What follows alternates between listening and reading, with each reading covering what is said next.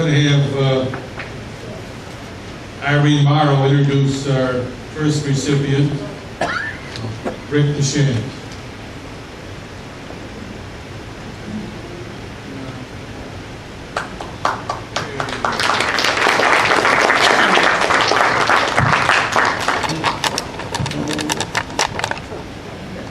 Our first awardee, is that awardee? First recipient. Recipient is Mr. Richard, also known as Rick DeChant Jr.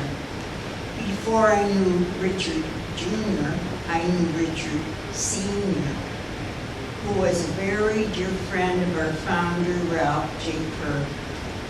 He was the customs secretary Growth Association, founded growth.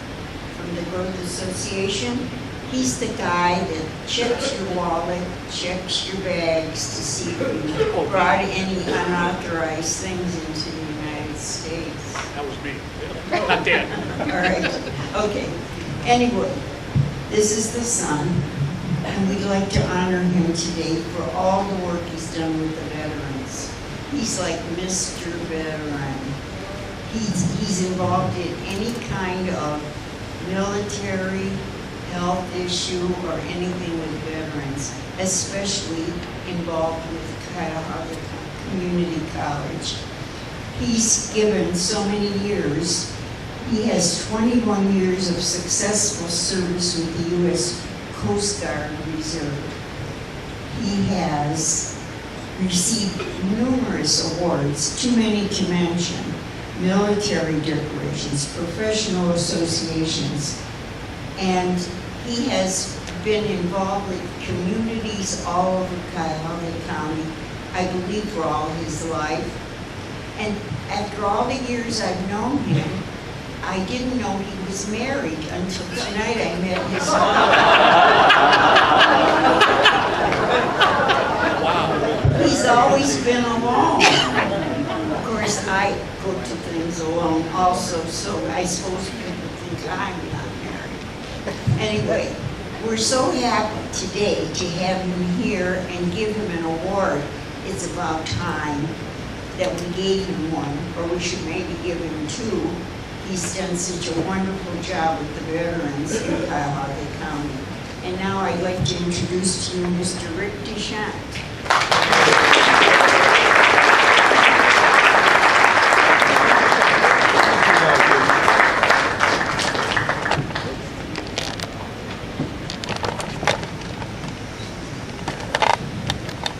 And we'll take a picture out here where it's easier. I feel like a munchkin.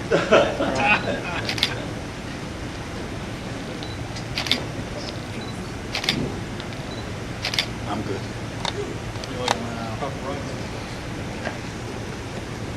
And there's also a resolution from City Council. Council President Kevin Kelly, Councilman Matthew Zone, and certificate of special recognition from Anthony Gonzalez, member of Congress in the 16th District, I believe. And Well, thank you. I am flattered and honored. As Irene noted, my dad, going back, we talked about one dad, and one of the neat things in getting to know the judge is that our dads did work together. My dad was with the Growth Association, and to quickly say how I admired your father, years before people started talking about it, knew about this thing called regionalism, RTA, and the Metro Park system, where my son is a police officer, my daughter works in special, or my daughter-in-law works in special events. And to see the roster of this organization, I am humbled and flattered to be considered for this award. I'm a sailor, you know, it's always all ahead full, and you do what you have to do. And I couldn't have done it as Irene noted. Well, you got me in trouble tonight, I'm on the couch. Without my wife, Sharon, stand up for a second. 39 years in October. And she lets me get in a last two words in every argument in our house, which are, yes, dear. So, but about this award, and I want to thank you, Judge, and I want to thank the American Nationalities Movement. As I think Zach Reed alluded to, it's a little bit of a historical time right now for you. If you're not aware, for those who aren't familiar with the history of the organization, it was in the early months of 1959, 60 years ago, that U.S. Senator from Ohio, Frank Lausche, and Congressman Michael Feehan had submitted a joint congressional resolution, number 111, authorizing United States President then, Dwight D. Eisenhower, to issue the first Captive Nations Week proclamation. So in a sense, that proclamation, which eventually gave birth to the American Nationalities Movement, this is your 60th anniversary. So everybody associated with the movement, congratulations to you as well. And I can't think of a more appropriate time for you, those of you with the movement, and those of you who aren't with the movement, to recommit yourself. I was reading the articles of incorporation, and listen carefully because there couldn't be more time. To unite all nationalities for a common understanding of our responsibilities as citizens of the United States. To overcome the differences of the past and to create a unified image of all nationalities working together for a common cause.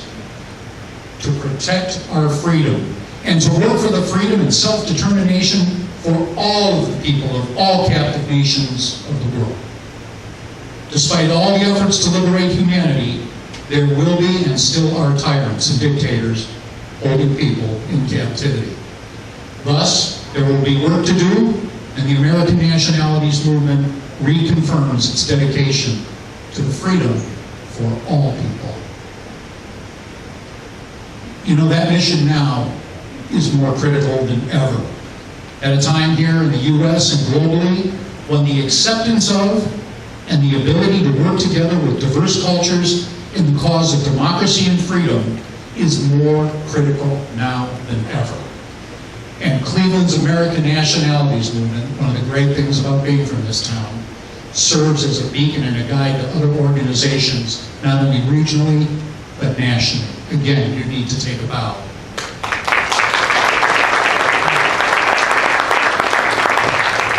And the privilege I've had in my 22 years to wear the uniform of the United States Coast Guard. We do travel, folks. We go into combat. I had 3 tours. We're not all search and rescue. We do a lot of harbor defense work. But in my overseas experience, usually when you come back, the school kids will meet you. Oh, you were over there. We want to talk to you. And they always ask, Commander DeChant, Mr. DeChant, wow, what was the most powerful weapons you ever saw? F-14s, battleships, whatever? And the answer is always the same, and it's always easy. And sometimes they don't understand. 2 most powerful weapons I've ever seen in 22 years of service and my service overseas: education and the right to vote.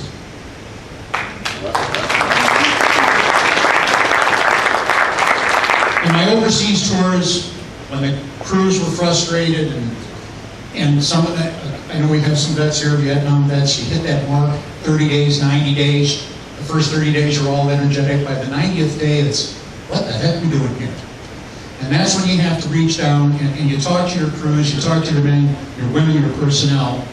And the thing I've always told them in theater was, don't worry about the adults in all of this. We've kind of screwed it up. As you perform your mission, always think how it is being viewed by the eyes of the children in the country in which we are serving. It is the diversity of cultures in Cleveland and their ability to work together that I think are our greatest strength as a community.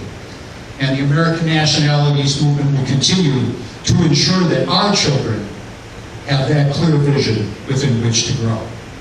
May God bless the American Nationalities Movement. May God bless all of you. May God bless the United States of America.